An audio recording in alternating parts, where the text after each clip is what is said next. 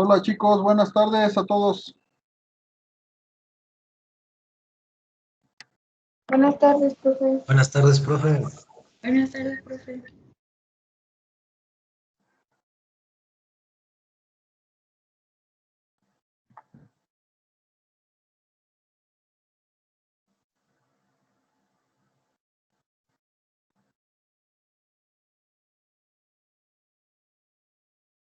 Por ahí ya estás, Diana Michelle.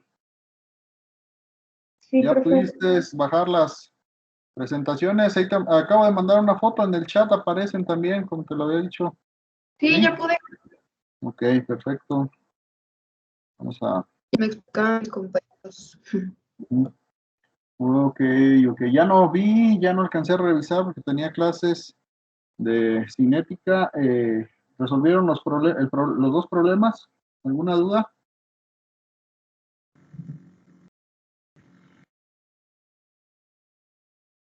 ¿Sin complicaciones o muchas complicaciones? No, profe, no, ¿No qué? no hay dudas. ¿No hay dudas? Perfecto. Vámonos, a ritmo, más acelerados. ¿O alguien más que sí tenga esa hora? Por favor, con confianza. ¿No? Ok.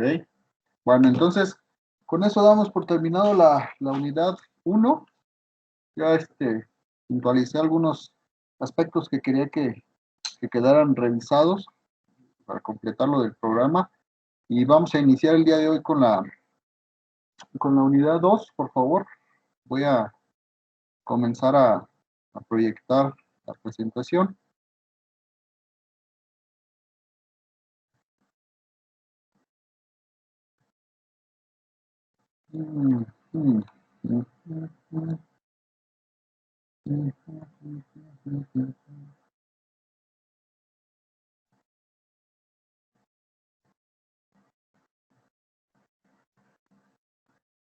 Profe, Dígame, yo sí tenía una duda. pues órale, vamos, antes de que O entremos. sea, no en la metodología, sino con un tema aparte. Que,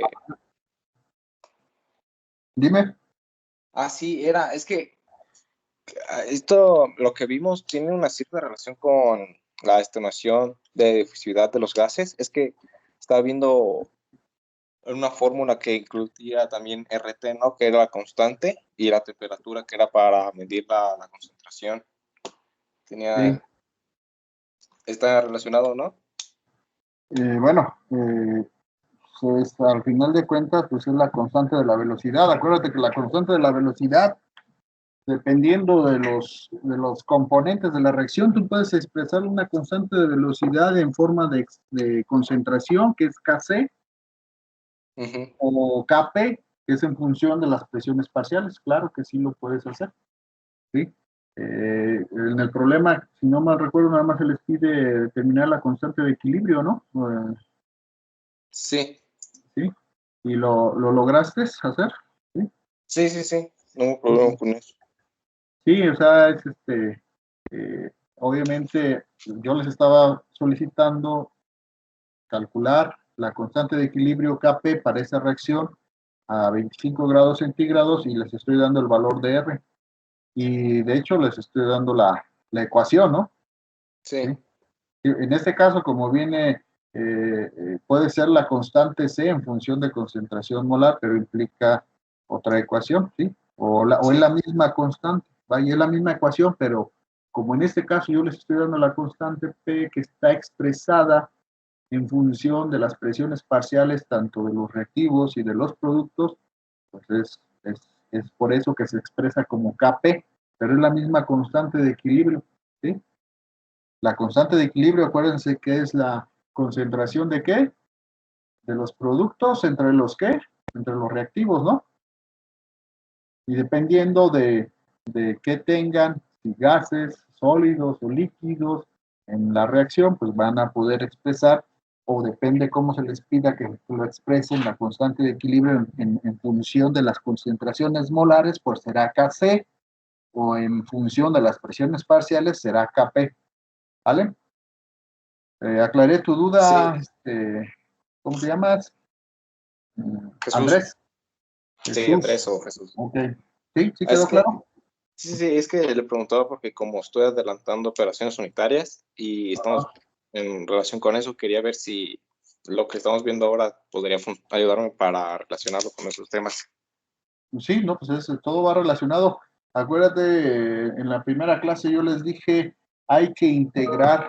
Lamentablemente, pues no tenemos todo el tiempo para llevar todas las materias en un mismo semestre, pero sus currículas están programadas de tal manera, si van en semestres normales, si llevan un seguimiento, si no son factoriales como ustedes lo llaman, pues tienen una sincronía, un seguimiento de todas las materias que tienen que estar cursando precisamente para que vayan conectando lo que ya vieron en materias anteriores para que lo apliquen en muchas materias que están actualmente llevando, ¿sí? Pero sí es importante conectar todos los conocimientos, integrarlos y aplicarlos en el momento ya que sea necesario, ¿sí? Que es el caso, ¿no? Operaciones unitarias, no sé de qué semestre sea, yo creo que Es desconozco. con la maestra Alejandra Vargas. Ajá, ok. Sí, Pero ese ya es materia más adelantada, ¿no? De sí, sí, sí. semestres, ¿sí? Entonces, Ajá. pues Materia, digamos. traten de aplicarse y no ser factoriales para que lleven un seguimiento, porque precisamente a veces hay eh, falta de algunos conceptos y que dicen, bueno, ¿y esto de dónde vine o por qué? Entonces, aplíquense y apliquen los conocimientos. Por favor, ¿quién habló por ahí? ¿No se manifestó? Levanten la mano para saber quién es y darle la palabra, por favor. Hay que llevar ese orden, y les pido por favor que sí me apoyen para poderles dar la palabra y no dejar a nadie con la duda o comentario. No sé quién habló, por favor. Mm, Adelante. O ya no. O dijo mi mamá que siempre no. Chicos, Ya no quiso mi mamá, profe. ya no quiso tu mamá. Ah, este muchacho. Vale, pues. Bueno, ok. Entonces vamos a darle seguimiento, chicos, con la segunda unidad. Como lo marca el programa, pues es básicamente lo de estructura proteica y función de enzimas, ¿sí? Y vamos a abordar como primeros temas de esta unidad, pues algunas generalidades, ¿sí? Y es lo que vamos a ver en la siguiente diapositivas. Este, déjenme. Ya estoy proyectando, ¿no? La de aminoácidos. Arlet, Sí, profe. ok, perfecto. Bueno, entonces vamos entrando a la primera diapositiva, que es aminoácidos, péptidos y proteínas, ¿vale? Ok, entonces ustedes ya también, como lo vieron en biología, tienen el conocimiento que todas las proteínas pues son polímeros de qué, de alfa aminoácidos, ¿sí? Que son los principales constituyentes que forman esos polímeros y en consecuencia pues todas las proteínas que tienen diferentes funciones en los organismos, ¿sí? Eh, hay que hablar algunas generalidades de los aminoácidos, ¿sí? En particular, eh, en condiciones in vivo, en pH fisiológico, tienen un valor de pKa que está conferido por los grupos carboxilos y, y un grupo amino, ¿sí? Que generalmente son algunos de los constituyentes de los aminoácidos, tienen un carbono quiral, tienen un grupo funcional, eh, tienen diferente, dependiendo de la fuerza iónica que se le aplique, pues van a tener diferente tipo de pH. Tienen otras características que tienen, lo mencionamos hace un momento, tienen quiralidad, ¿sí? Debido a la presencia de esos carbones quirales, ¿sí? Donde generalmente están unidos un grupo R, ¿sí? Y un protón, ¿sí? Tienen un grupo amino que tiene la carga positiva y el grupo carboxilo que le da la carga negativa, ¿sí? Por esa característica son anfóteros y suiteriones. ¿Quién recuerda qué es un anfótero y qué es un suiterión? Chicos, ¿quién me puede ayudar con esos conceptos que ya ustedes deben de saber y deben de traer el dedillo? El anfótero es que puede ser un ácido y una base también, ¿no? ¿Y suiterión? ¿Y cómo? Suiterión. Sí, no me acuerdo, profe. Suiterión es un ion dipolar o compuesto químico eléctricamente neutral. Ajá. Que tiene cargas formales, una positiva y una negativa. A eso se refiere un suiterión, ¿sí? Un compuesto que tiene cargas positivas y negativas sobre átomos diferentes. Como lo acabo de mencionar y vimos en la diapositiva, pues vemos quién confiere esa carga negativa.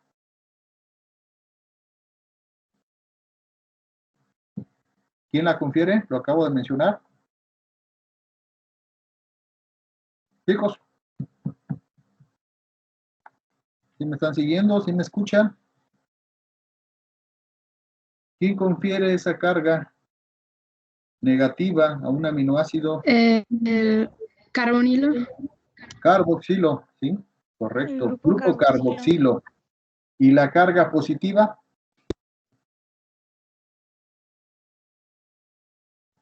El grupo amino. El grupo amino, correcto, ¿sí? Entonces, la carga positiva se la da el grupo amino, NH3, y el grupo carboxilo, COOH, le da la carga negativa, ¿sí?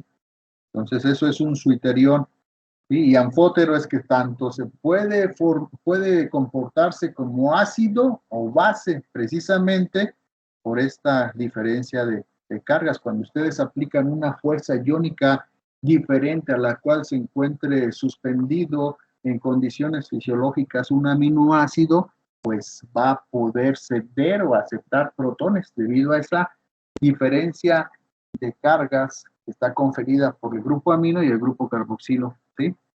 ¿Hasta aquí alguna duda, chicos? ¿No? Dijo que la carga positiva es del carboxilo y la negativa del amino, ¿verdad, profe? Al contrario, aquí está, grupo amino positivo, grupo carboxilo negativo, ¿sí?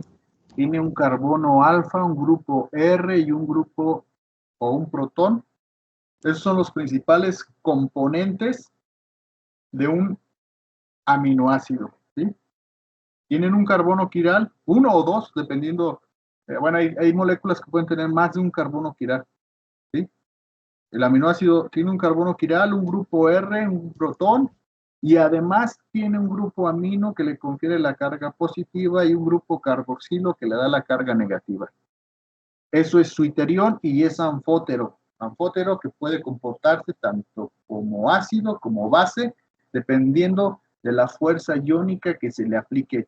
¿A qué me refiero con fuerza iónica? ¿Quién me puede apoyar? A ver si sabemos, si estamos hablando el mismo lenguaje, Brenda, Sofía. ¿A qué me refiero yo con esa situación? Fuerza iónica. Ay, maestro, estaba anotando. ¿Mm? No, pues deja de apuntar y dime nada más. ¿A qué me refiero yo cuando digo se le aplica una fuerza iónica diferente a una condición fisiológica? ¿A qué me estoy refiriendo? A ver. ¿Quién me apoya, por favor? Beltrán.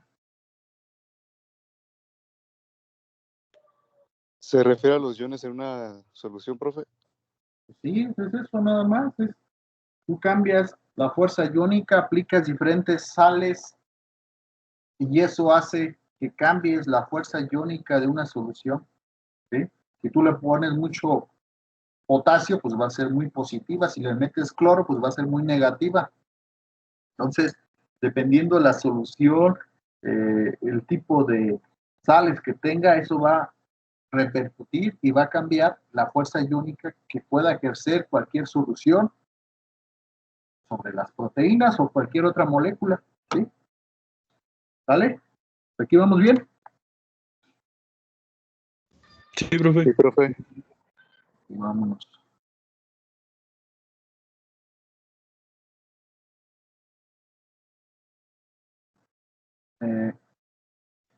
Una de las características que tienen los carbonos, o bueno, las moléculas que tienen un carbono alfa o asimétrico, es que da pauta a que pueda presentar estereoisómeros, ¿sí?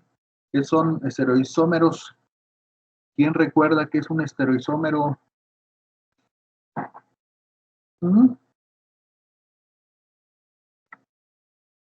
A ver, por favor, necesitamos retroalimentar, recordar, compartir conocimientos de sus clases de biología. Braulio, vámonos. Bueno, es que no estoy seguro, pero según yo eran las moléculas que tenían como la misma estructura. Bueno, cambiaban la estructura tridimensional, pero tenían como los mismos enlaces. Más, menos, más ordenada esa. Es cuando tienen la misma fórmula, ¿no? Más bien, profe, ¿no? ¿Qué más característica? ¿Qué más?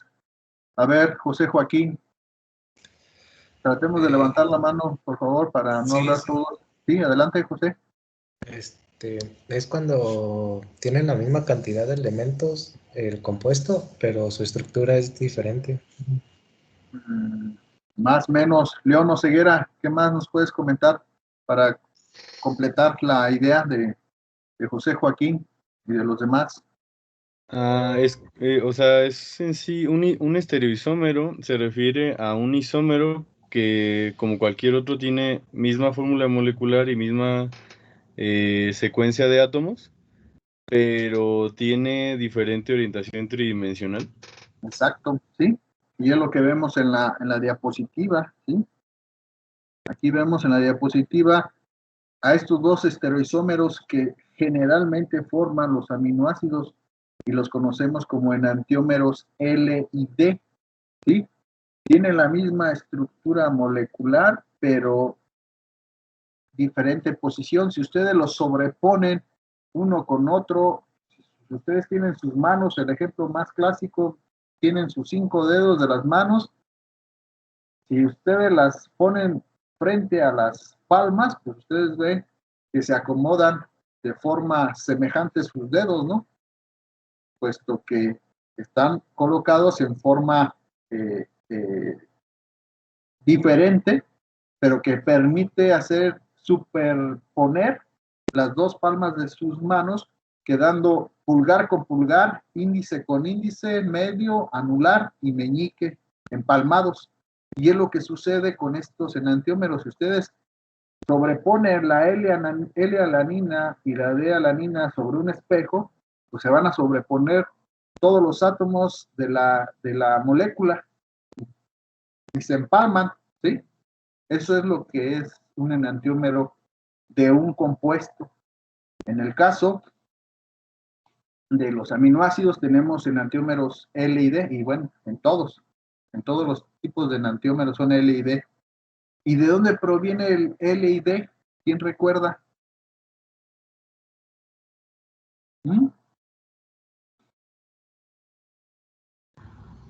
Si no me equivoco, eran las orientaciones a las que una molécula gira.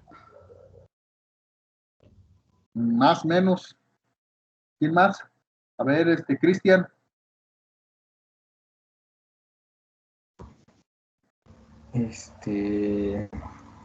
Era dextrógeno y levógiro, algo así, ¿no? Me acuerdo. Sí, es levógiro y dextrógiro, pero ¿a qué se refiere eso? Creo que es dependiendo de la orientación o algo así, me acuerdo. Pues sí, es de la orientación y posición de sus moléculas, pero ¿a qué se debe eso? ¿De dónde proviene el concepto levógiro y dextrógiro, niña Dean, Michelle, Arbizu, Parra? No recuerdo, profe. ¿Sí? ¿Alguien más, chicos? Francisco. Vámonos. Francisco. Tampoco recuerdo eso, profe. Ahí está en la diapositiva, chicos.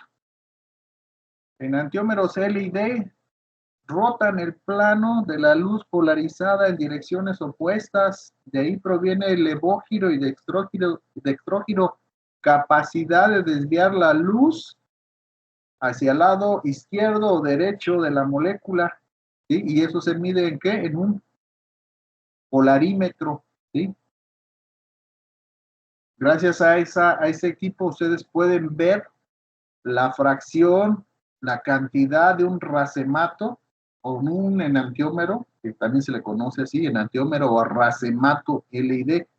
¿Por qué crees que es importante saber la composición de una molécula, un racemato, un enantiómero en la fracción L y D, Teresa Lisset? O nada más porque se le antojó al profesor de bioquímica hablar de enantiómeros. ¿Por qué crees tú que sea importante conocer la fracción porcentual, cantidad, concentración de una mezcla de enantiómeros tipo L y D, por ejemplo, de la alanina o de aspartato, serina? Teresa, ¿estás aquí, Tere? Tere, Sí, profe, pero la verdad no sé. a ver, chicos, levanten la mano. ¿Quién? Michelle, vámonos. Michelle, Porque cambia sus propiedades. pues sí, cambian las propiedades, claro, y las propiedades efectivas de un enantiómero. Esto es muy importante, por ejemplo, en toxicología, ¿sí? Si ustedes han tenido la curiosidad de revisar una caja de algún fármaco donde dice el componente, los componentes de ese fármaco, tiene una mezcla racémica del compuesto o cualquier compuesto que es el efectivo, un racemato de en 50% o 70%, es porque esa relación porcentual de racematos es donde tiene su efectividad máxima.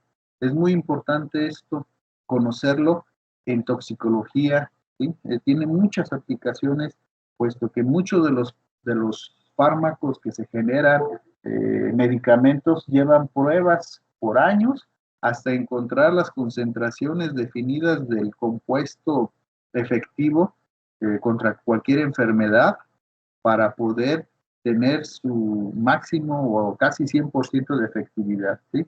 Entonces, es muy importante conocer las mezclas racémicas de sobre todo de los medicamentos, ¿sí? ¿Vale? Ok. Entonces, y ese grado de formación de esos enantiómeros se da o se puede cuantificar en un rotámetro o polarímetro. Y es un equipo donde se agrega una solución conocida del aminoácido y se puede ir evaluando con respecto al tiempo qué tanto está racemizando ese compuesto, ¿sí? Si lo tienen L totalmente, pueden ir evaluando en cuánto tiempo se va formando esa mezcla racémica y cómo se va degradando de L a D o viceversa, ¿sí? Porque es importante también conocer que existen enantiómeros L y D, puesto que las proteínas están principalmente formados por los enantiómeros L, puro L aminoácido, son los que tienen las proteínas, ¿sí? Por eso es importante. En los carbohidratos, nosotros asimilamos la forma D de los carbohidratos, ¿sí? No la L, los D, ¿sí? Son los que absorbemos, la D-glucosa, la D-sacarosa, la D-maltosa, ¿sí? Por eso es importante conocer que existen ese tipo de compuestos, ¿sí? Esas mezclas racémicas. Ok, vámonos. Entonces, casi todos los aminoácidos poseen enantiómeros. Nuevamente, carbono quiral. Grupo carboxilo confiere carga negativa. Grupo amino confiere carga positiva, ¿sí? Ya lo dije, la naturaleza únicamente utiliza a los aminoácidos tipo L en la biosíntesis de proteínas. ¿Vale? Existen reportes, evidencias que se han generado ciertas evidencias o reportes en los cuales se ha visto presencia de aminoácidos tipo D, pero en péptidos que tienen función o aparición principalmente en enfermedades neurodegenerativas, por ejemplo, Parkinson, Alzheimer. Se ha dado evidencia que en péptidos, no en proteínas, existen aminoácidos tipo D, ¿sí? Pero no son proteínas. Bueno, entonces aquí, ya lo mencionamos, la preferencia por los aminoácidos tipo L en las proteínas tienen dos consecuencias importantes, ¿sí? La superficie de una determinada proteína es asimétrica, ¿sí? Y tiene un reconocimiento molecular a ciertas dianas o objetivos para que lleve a cabo su función específica, ¿sí? Y juega un papel muy importante en la estructura secundaria de las proteínas. Vamos a ver un poquito más adelante los diferentes niveles estructurales de una proteína.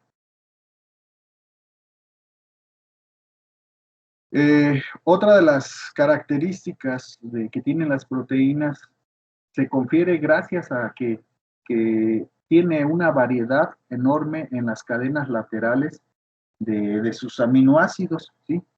Permite que las proteínas tengan una gran variedad estructural en cuanto a la formación y composición de los aminoácidos. Ustedes recordarán los aminoácidos, ¿cómo se pueden clasificar? ¿Qué clasificación de los aminoácidos conocen ustedes o les enseñaron en biología? Vamos a ver, ¿en qué nos quedamos? Vamos a ver. Les da tiempo de pensar. Diego. ¿Qué onda, bro? ¿Cuántas clasificaciones de aminoácidos conoces? Creo que dos, los esenciales y los no esenciales. Eso es en base al requerimiento nutricional, primera clasificación. Tarea, háganme la lista de los aminoácidos que son esenciales y no esenciales. Segunda clasificación, Diego.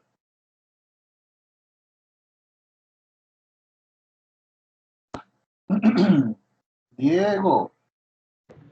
Ya no me acuerdo más, profe. ¿No que eran dos?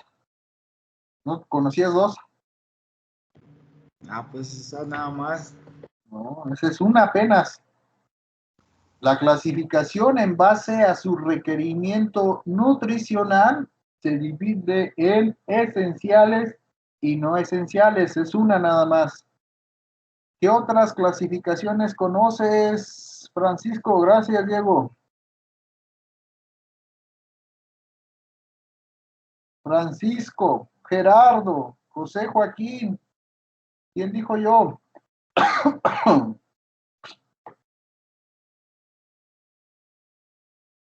Lluvia, por favor. Ninguno de los tres. No sé, solo salían las esenciales y no esenciales. Ok, León Ceguera, por favor. ¿Puede ser por las propiedades que estos tienen? ¿Qué propiedades? Por ejemplo, si son hidrófobos o aromáticos, por ejemplo. Más menos, calientito. ¿Qué más?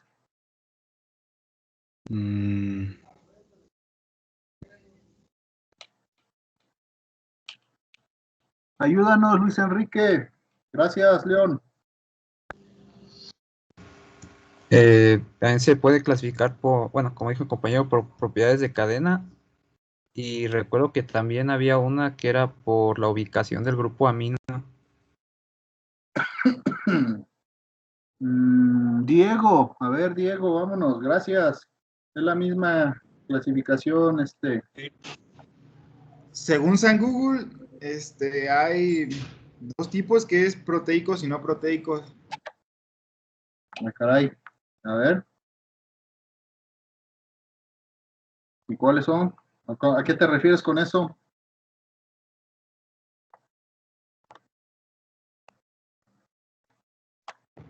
Que los proteicos se dividen en aminoácidos codificables o universales y en aminoácidos modificados o particulares. Y los no proteicos. Pero, bueno, puede ser otra clasificación, te la valgo en relación a que si forman parte de las proteínas o no. ¿Sí? Hay aminoácidos derivados que se sintetizan a partir de los principales 20 aminoácidos que existen, pero esos sufren modificaciones químicas y es de donde proviene esa clasificación que viene según San Google, en proteicos y no proteicos, ¿sí? Los que componen y participan y que forman parte de las proteínas y todos los que son derivados o que se forman a partir de alguna reacción química posterior derivada de un aminoácido que sí forma parte de una proteína, sufren cambios químicos y ya no forman parte de las proteínas. Pero bueno, esa puede entrar. Pero a ver, vamos a ver qué nos comentas, Cristian. Gracias, López. Cristian. Como decía mi compañero, por el grupo amino se dividen en alfa, beta y gamma, y además por sus propiedades de las cadenas, como son los neutros, los polares y los apolares. Okay. Bueno, esa sería la segunda clasificación. Cindy o Sandy, ¿qué ibas a comentar? ¿O ya? Sí, es que también iba a comentar lo de que puedan ser polares y no polares. Ponce, gracias. También podría ser por, según su obtención. Más, menos. Bueno, esa va un poquito más en el tercero clasificación. Ahorita lo tomamos. Christopher, a ver, ¿qué nos puedes comentar? Iba a decir lo mismo que dijeron hace rato, que según su cadena lateral, si son polares o no polares o hidrófilos. Ok, reordenando todos esos comentarios, segunda clasificación que quiero que conozcan es en base a su grupo funcional, ¿sí?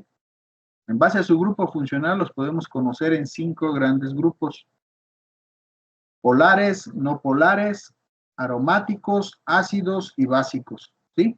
Y eso está en función ¿de qué? De la cadena lateral, ¿sí? Dependiendo de la composición de la cadena lateral o del grupo R, pueden ser clasificados en esos 5 grandes grupos de forma general: aromáticos, polares, no polares, ácidos y básicos. Segunda clasificación, segunda tarea, hacerme una lista de qué aminoácidos forman parte de los aromáticos, no polares, polares, ácidos y básicos, ¿sí?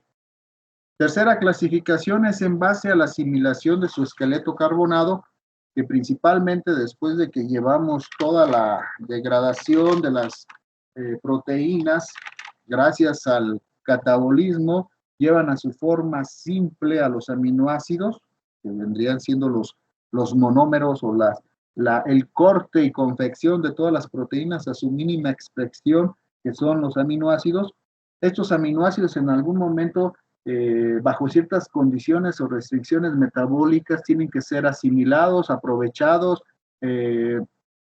por las vías metabólicas, que son las reacciones anapleróticas del ciclo de Krebs, y nos va a dar formación a cierto tipo de compuestos: glucosa y cuerpos cetónicos. Entonces, tercera clasificación de los aminoácidos es en base a la asimilación de su esqueleto carbonado, escuchemos bien, esqueleto carbonado, su asimilación para la síntesis de glucosa, que son aminoácidos glucogénicos, y aminoácidos cetogénicos. Aminoácidos cetogénicos son aquellos que nos van a generar cuerpos cetónicos, y todo tiene que ver y se involucra, y lo vamos a ver, en la generación de cuerpos cetónicos y en la generación de la vía reversa de la glucólisis, que es la gluconeogénesis, ¿sale? Entonces, tercera tarea, lista de aminoácidos glucogénicos y aminoácidos no glucogénicos. Ponce, preguntas, comentarios. No, profe, perdón, se me olvidó ¿No? bajar. Entonces, bajen la mano, por favor, los que no. León. Yo tenía una pregunta, profe. ¿Es lo mismo cetónico que cetogénico? Sí, bueno, la clasificación como tal es aminoácidos cetogénicos que nos van a generar cuerpos cetónicos, ¿sí? Pero ¿sí? Cuerpos cetónicos son el acetoacetato, el beta hidroxibutirato y la acetona, ¿sí? Que son los principales cuerpos cetónicos que forma nuestro organismo, hablando de una célula animal, ¿sí? Y lo vamos a ver más adelante. Para el sentido estricto, pues sí, pues viene siendo lo mismo. ¿Sí? Ok, profe, muchas gracias. Ok, vamos a continuar. Ok, y bueno, aquí tenemos una lista, posiblemente no se vea muy bien, pero precisamente quiero que para eso hagan la tarea y hagan su clasificación de los aminoácidos en base a la presencia o características o diferencias en su grupo R. Aquí si ven ustedes, son los diferentes grupos R que tiene cada uno de los aminoácidos y que le confiere ciertas características para poder ser clasificado en esos 5 grandes grupos que acabamos de mencionar. Otra de las características que pueden tener o llevar a cabo los aminoácidos es formar péptidos que gracias a los enlaces peptídicos se pueden formar, ¿sí? Entonces los aminoácidos pueden unirse entre ellos de forma covalente, lo que da pauta al enlace peptídico. ¿Qué es el enlace peptídico? La unión de un grupo carboxilo del extremo de un aminoácido más el grupo amino extremo de otro aminoácido, ¿sí? Y esta unión del grupo carboxilo con el grupo amino nos da el enlace peptídico, ¿sí? Entonces es el enlace se da gracias a la unión del grupo carboxilo y el grupo amino terminales de los aminoácidos, ¿sí? ¿Hasta aquí vamos bien? ¿Cómo vamos a nombrar este péptido de 2 aminoácidos? Se le da la terminación il a cada aminoácido. Por ejemplo, si es la unión de una glicina con la alanina, va a ser glicil, glicina, ¿sí? ¿Sí? Perdón, glicil, alanina, aquí está mal, ¿sí? Es glicil, alanina, ¿sí? Así es la forma correcta. Es al primer aminoácido se le da la terminación il, glicil, si estuviera, digamos, por mencionar otra alanina, sería alanil, ¿sí? Glicil, alanil, alanina. Entonces, ¿cuál sería la terminación o el nombre correcto? Pues sería glicil, alanil, alanina, ¿sí? Así sucesivamente. Me di a explicar cómo podemos nombrar un péptido en función del enlace peptídico. Sí, profe. Ok. Y bueno, de ahí, de la función, de la formación de esos diferentes enlaces peptídicos, podemos formar muchos oligopéptidos, ¿sí? Que son a partir de la unión de 3 aminoácidos, y podemos tener polipéptidos que va de los 15 a los 20. Muchos textos, muchas referencias pueden marcar que una proteína se forma a partir de la unión de 50 aminoácidos, otros que de 80, otros que de 100, ¿sí? Entonces hay referencias varias que difieren en cuanto al número de aminoácidos que pueden formar ya una proteína, ¿sí? Entonces, a toda esa unión, a todos esos enlaces peptídicos que se unen para formar una proteína, se le conoce como estructura primaria, ¿sí? De una proteína. Vamos a empezar a hablar de los diferentes niveles estructurales de una proteína. El primer nivel estructural es la estructura primaria, que está dada en función de la constitución de cada uno de los aminoácidos que componen esa proteína. Los aminoácidos se pueden nombrar de forma abreviada, ya sea en tres letras o en una, ¿sí? Entonces eso ya ustedes lo vieron también. Es una forma de cómo ir conociendo y abreviando los diferentes nombres de los aminoácidos, ¿sí? Glicina, isoleucina, valina, cisteína, glutamina, es glutamato, glutamina, alanina, serina, leucinas, paragina, arginina, cisteína, valina, y así sucesivamente, ¿sí? ¿Queda claro? O bien, también se pueden conocer y definir, y la otra nomenclatura es mediante una sola letra, ¿sí?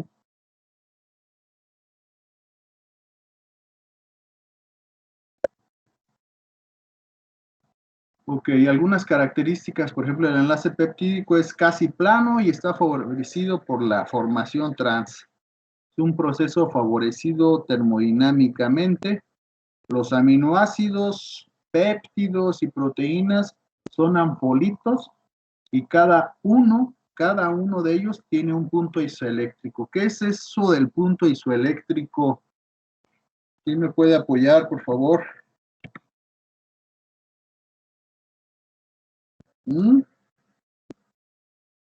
Vamos, Paloma Chávez.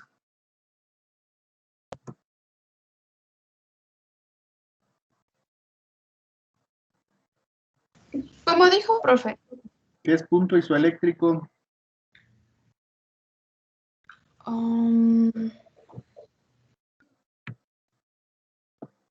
No estoy muy segura. Vamos a ver. Pues vamos a...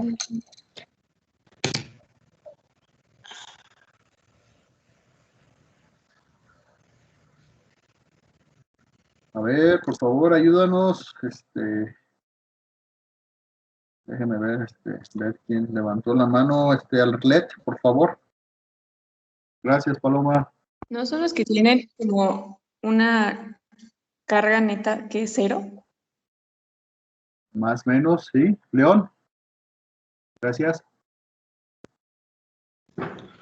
Se supone que si los aminoácidos llevan una carga distinta y pues la carga total ya de una proteína es la adición de cada aminoácido, pues tendría que ser la carga de ambos lados de la molécula igual a 0 para que sea isoeléctrico. Más menos, Christopher. Sí, van por ahí, más menos, Christopher. ¿Qué más puedes comentar? Iba a decir lo de la compañera y el compañero junto. Ok, a ver, levanten la mano quien vaya a comentar algo adicional, por favor. Teresa. Falta algo importante. Pues que es como el pH del ácido. Exacto, es el pH, el valor del pH en que las cargas del aminoácido son neutras, ¿sí? Ese es el valor de pH. El punto isoeléctrico es el valor del pH en el cual el aminoácido tiene carga, ¿qué? Neutra. Eso es el punto isoeléctrico. Gracias, chicos. Vámonos. Bueno, entonces es una de las características que tienen los aminoácidos, las proteínas y los péptidos, ¿sí? Gracias a que se comportan como ampolitos, tienen la capacidad de ceder o aceptar protones, ¿vale? Entonces ya lo mencionamos, la estructura primaria de las proteínas es la cadena lineal de todos los aminoácidos que constituyen esa proteína, sin olvidar que esa proteína va a tener en un extremo un amino terminal y un grupo carboxilo. En muchos de los casos, aquí se encuentran los péptidos señales o un fragmento de los aminoácidos funcionan como péptidos de señalización. ¿Para qué? Pues para, después de que es codificada la proteína en el núcleo y lleva todas sus transformaciones químicas en el retículo, se le da la señal, se etiquetan las proteínas y le dice, tu proteína te vas a la vacuola, tu proteína te vas a la mitocondria, tu proteína te vas mucho a la membrana interna y así sucesivamente. Y es la forma en que las proteínas que tienen ese péptido señal va a permitir irse y llevar su función específica, ¿sí? Y es muy importante conocer esta secuencia lineal de los aminoácidos. ¿Por qué? Porque en muchas de las situaciones o aplicaciones del conocimiento de una proteína, pues ahora un ejemplo básico, el virus, hay que conocer las proteínas que codifica el virus para poder atacar y erradicar su funcionamiento y su capacidad de infectar a las células, ¿sí? Entonces, generalmente todo ese tipo de señalizaciones químicas está dado por glucoproteínas, ¿sí? A nivel de membrana celular, ¿vale? Es muy importante. Hay que desnudar a una proteína hasta su mínima estructura primaria, que son los aminoácidos, para poder dominar, conocer, transformar, modificar posttransduccionalmente quizás una proteína para que lleve una función específica, ¿sí? Es muy importante.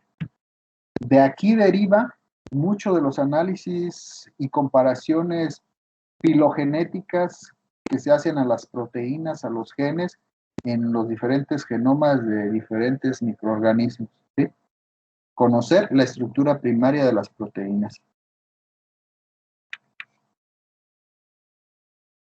La estructura secundaria, ¿sí? ¿A qué se refiere la estructura secundaria? Ese es el segundo nivel estructural de una proteína. Es el plegamiento que la cadena lineal de aminoácidos va a adoptar gracias a la interacción de muchos puentes de hidrógeno que existen en los diferentes aminoácidos, en sus cadenas laterales, y van a adoptar diferentes estructuras, ¿sí? Como son la alfa hélice, la beta plegada, lámina plegada, etcétera, ¿sí? Son los plegamientos, ¿sí? Que forman y adoptan las cadenas lineales gracias a todas las interacciones de estas interacciones débiles, como puentes de hidrógeno, fuerzas de Van der Waals, etcétera, ¿sí? ¿Hasta aquí vamos bien? Tercer nivel estructural de una proteína, estructura terciaria, es la disposición tridimensional que tienen todos los átomos de las proteínas, ¿sí? Y es como se da pauta a la formación de muchas proteínas clasificadas como globulares y fibrosas. Lo vamos a ver más adelante, esta clasificación, ¿sí? Entonces ya vimos los diferentes tipos de clasificación de aminoácidos. Estamos revisando los diferentes estructurales, los diferentes niveles estructurales de una proteína, y vamos a ver la clasificación de las proteínas, ¿sí? En este caso estamos hablando de la estructura terciaria. La estructura cuaternaria, si ustedes pueden ver, pues es más que nada todo el reacomodo de todas las cadenas polipeptídicas y cómo se acomodan tridimensionalmente en el espacio para formar los diferentes sitios de interacción entre todos los aminoácidos, entre los monómeros que puede existir de una proteína, para la formación de sitios activos, si estamos hablando de una proteína con función enzimática, para la formación de algún sitio alostérico, si estamos hablando de una proteína con función enzimática, etcétera, ¿sí? Entonces es el reacomodo de todas esas disposiciones estructurales o de los átomos que adoptaron en la estructura terciaria, pero es la distribución en el espacio, ¿sí? Existe en la bioquímica una rama que es la fisicoquímica de proteínas y que se enfoca principalmente a estudiar todo este tipo de interacciones entre las diferentes subunidades de las proteínas, que tienen muchas aplicaciones en cuestiones de enfermedades.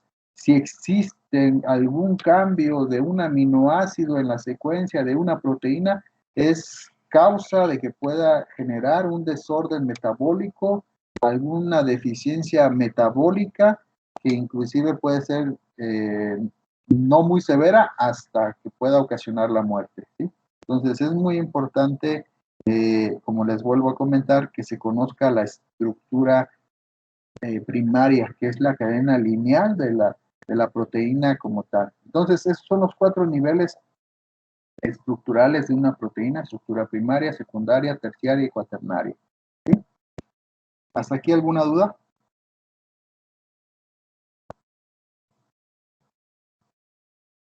Chicos. Todo bien, profe. Ok, todo bien. Vamos a ver. Necesito que se pongan a leer previamente. Hay que leer de los temas. Luego que no tenemos la costumbre. Entonces vamos a generar un ejercicio. Mañana tenemos una asignación de un artículo. Mañana comenzamos con el artículo. Pero por favor, lluvia. Necesito empezar a escucharlas. Lluvia y Paloma. El lunes se exponen porque no veo disposición de nadie. Entonces vamos a aplicar el dedazo bioquímico porque nomás no hay disposición. Entonces, lluvia. Clasificación de las proteínas según su composición. Se clasifican en holoproteínas y heteroproteínas. Lluvia, holoproteínas, características de las proteínas globulares, filamentosas y algunos ejemplos particulares de cada una de estos 2 grandes grupos, ¿sí? Algún ejemplo, ya sea alguna aplicación de alguna de este tipo de proteínas en alguna función metabólica o disfunción metabólica, etcétera, ¿sí? Paloma, heteroproteínas, ¿sí? Segundo grupo, en base a su composición, y se subdivide en diferentes.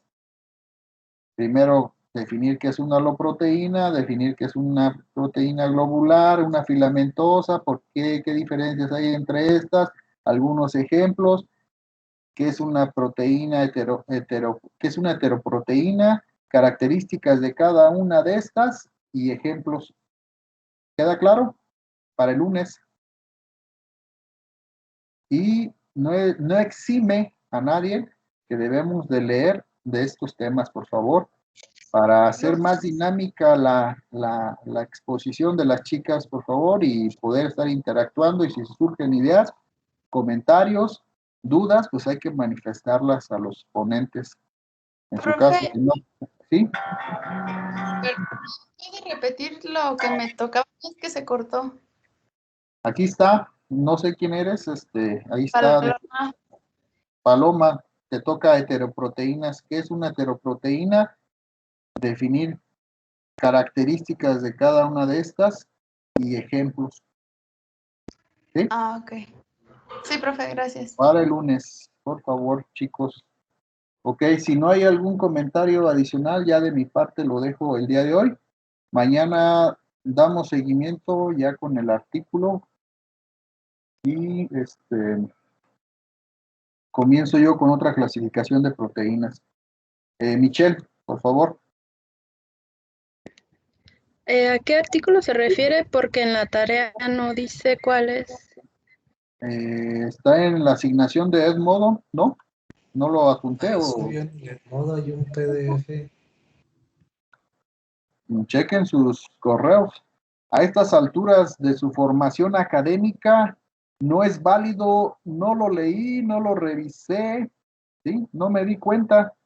Como todo estudiante pone máxima excelencia a nivel internacional, debemos de asumir y checar nuestros correos todos los días, ¿sí? Hay que actualizarnos y tener esa costumbre, chicos, ¿sí? Son todos casi unos ingenieros bioquímicos y a estas alturas de su partido de formación académica no aplica, no revisé mis correos, ¿sí? Y más que estamos en la dinámica virtual, imposible ese argumento, imposible esa excusa, no revisé mis correos, ¿vale? Entonces sí les encargo que por favor chequen diarios mis correos, las asignaciones, porque llegan, ¿sí? Por favor. Para mí no aplica esas excusas de que no revisé mi correo. Son todos unos estudiantes de ingeniería, tienen correos y debemos de usar la tecnología. Más en esta situación. ¿Va? Entonces ahí está, lo revisamos el día de mañana. Tengan bonita tarde todos. Nos vemos mañana. Hasta mañana, profe. Igualmente, profe, buena tarde. Bye. Gracias, profe, Hasta igualmente. mañana, profe. Hasta luego. Bye. Gracias, profe.